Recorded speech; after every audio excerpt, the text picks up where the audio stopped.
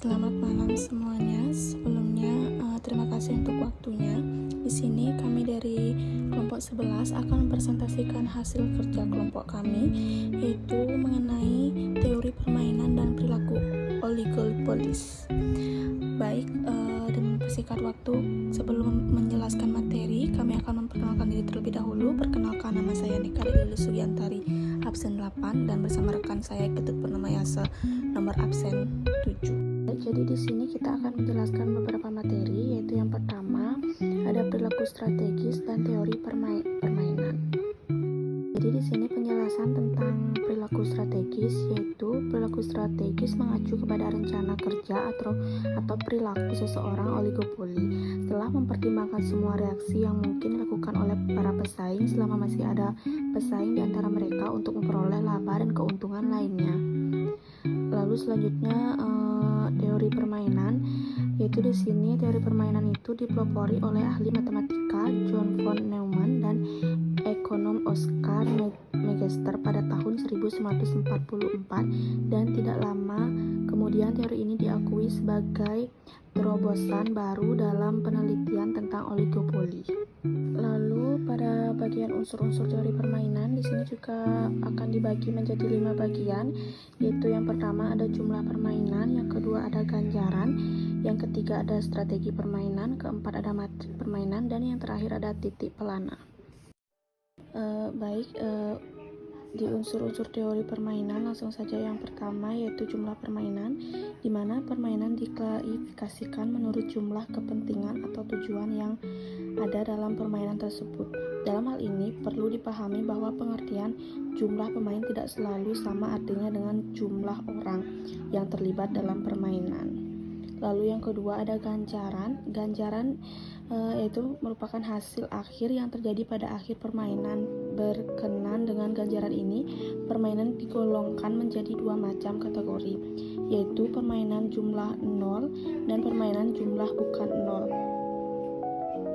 Lalu yang ketiga yaitu strategi permainan. Strategi permainan dalam teori permainan yaitu suatu siasat atau rencana tertentu dari seseorang pemain sebagai reaksi atas aksi yang mungkin dilakukan oleh pemain yang menjadi saingan. Permainan diklasifikasikan menurut jumlah strategi yang tersedia di masing-masing pemain. Lalu yang keempat ada matrik permainan, yaitu setiap permainan yang dianalisis dengan teori permainan selalu dapat disajikan dalam bentuk sebuah matrik permainan. Matrik permainan disebut juga matrik ganjaran, yaitu sebuah matrik yang semua unsur berupa ganjaran dari para pemain yang terlibat dalam permainan tersebut. Lalu yang terakhir titik pelana, di mana titik pelana itu merupakan suatu unsur di dalam matrik permainan yang sekaligus sebagai maksimum baris dan minimal kolom permainan dikatakan bersaing ketat. Baik, langsung saja di strategi dominan, yaitu permainan A atas, B kirinya 1,2 dan di B kanan 0,1.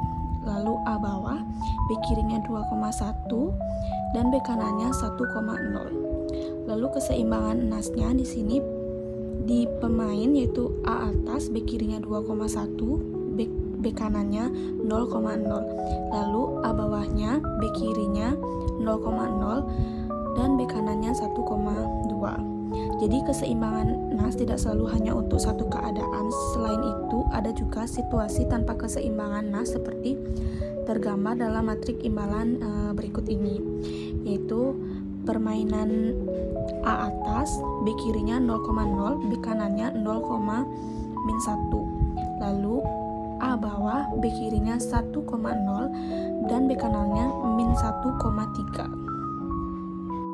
Baik, materi selanjutnya ada persaingan harga dan non-harga, kecurangan dalam kartel dan dilema tahanan. Yang pertama ada persaingan harga dan dilema tahanan. Konsep dilema tahanan dapat digunakan untuk menganalisis persaingan harga dan non-harga dalam pasar oligopolistik.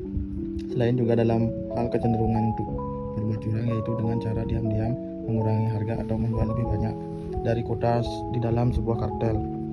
Persaingan harga oligopolistik yang terjadi bersamaan dengan situasi dilema tahanan dapat dikaji dengan menggunakan matriks ganjaran dalam tabel 10 berbanding 4. Matriks ganjaran tabel 10/4 menunjukkan bahwa jika perusahaan B menentukan harga rendah, misalnya perusahaan A akan memperoleh laba sebesar 2 jika dia juga menentukan harga rendah dan memperoleh laba 1 jika menentukan harga tinggi. Demikian pula jika perusahaan B menentukan harga tinggi, perusahaan A akan memperoleh laba sebesar 5 jika dia menentukan harga rendah dan sebesar 3 jika dia menentukan harga tinggi.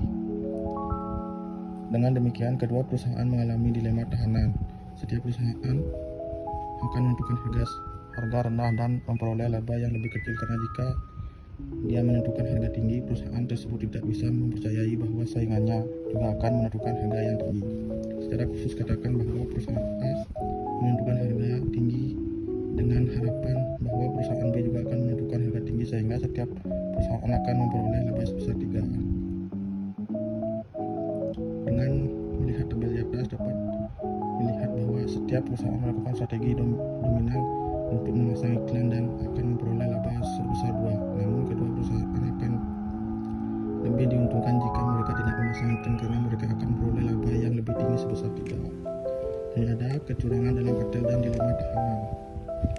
Melihat tabel di atas, setiap perusahaan menerapkan strategi dominannya untuk curang dan mendapatkan keuntungan 2. Namun dengan tidak melakukan kecurangan, setiap anggota kartel akan mendapat keuntungan sebesar 3. Anggota kartel kemudian akan menghadapi dilema tahanan. Hanya jika para anggota kartel tidak melakukan kecurangan, setiap anggota akan mendapat laba kartel sebesar 3. Selanjutnya adalah langkah strategis oligopolis. Dalam bagian ini kita membahas permainan yang meliputi ancaman, komitmen, kredibilitas, dan hambatan masuk. Konsep ini secara garis besar memperluas teori permainan dan memberikan elemen penting paham realis dan relevansi. Pertama ada ancaman, komitmen, dan kredibilitas. Perusahaan oligopolistik sering menggunakan beberapa strategi untuk mencapai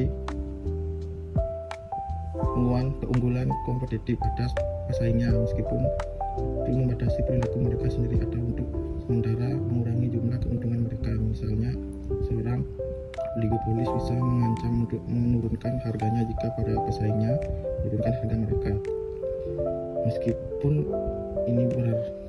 ini laba mereka. Ancaman bisa dipastikan memiliki kredibilitas, misalnya dengan menulis sebuah surat komitmen kepada para pelanggan untuk menyamai harga produk pesaing yang lebih rendah. Demikian pula jika perusahaan B menentukan harga tinggi, perusahaan A akan memperoleh laba sebesar 2 jika menentukan harga rendah dan sebesar 5 jika menentukan harga tinggi. Karena itu perusahaan A akan menentukan harga tinggi walaupun dilakukan oleh perusahaan B. Jika perusahaan A menentukan harga tinggi, perusahaan B berkeinginan menirukan harga rendah, karena dengan demikian akan memperoleh laba besar 4. Sebuah cara membuat ancaman ini dapat dipercaya adalah perusahaan membangun sebuah reputasi bagi perusahaan yang menjalankan ancaman meskipun itu berarti mengurangi labanya. Hal ini mungkin terlibat internasional, tetapi jika perusahaan beberapa kali benar-benar menjalankan ancamannya. Selanjutnya, hambatan masuk. Salah satu strategi penting yang bisa digunakan seorang oligopolis untuk menghemat masuknya perusahaan baru ke dalam pasar adalah mengancam akan menentukan harganya sehingga menyebabkan kerugian bagi pemain baru yang potensial. Sekarang membangun kapasitas penerimaan dan laba tidak selamanya meningkat dalam jumlah yang sama, jadi laba bisa berubah meskipun ketika perusahaan A menentukan harga rendah.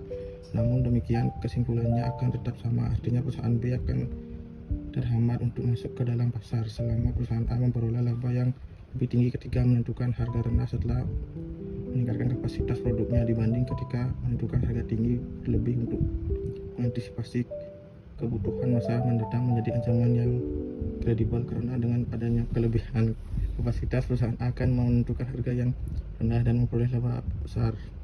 Sekian materi yang saya sampaikan. Baik, sekian materi yang dapat kami sampaikan pada malam hari ini. Sebelum menutupnya, izinkan kami menyampaikan kesimpulan dari materi kami tersebut, yaitu perilaku strategis dan teori permainan merupakan fondasi penting dalam memahami dinamika pasar oligopoli. Dalam pasar ini, interaksi antara perusahaan sangat dipengaruhi oleh keputusan strategis masing-masing pihak, baik dalam hal penetapan harga, inovasi produk, maupun kampanye iklan. Teori permainan memberikan kerangka analisis yang sistematis untuk memprediksi dan menjelaskan hasil dari berbagai strategi yang diambil oleh perusahaan, termasuk situasi seperti dilema tahanan, kecurangan dalam kartel, serta pentingnya ancaman, komitmen, dan kredibilitas dalam persaingan. Unsur-unsur seperti pemain, strategi, ganjaran matrik permainan, dan titik pelana menjadi konsep utama yang harus dipahami dalam penerapan teori ini. Dengan demikian, pemahaman terhadap perilaku strategis dan teori permainan sangat penting untuk merumuskan strategi optimal, mengidentifikasi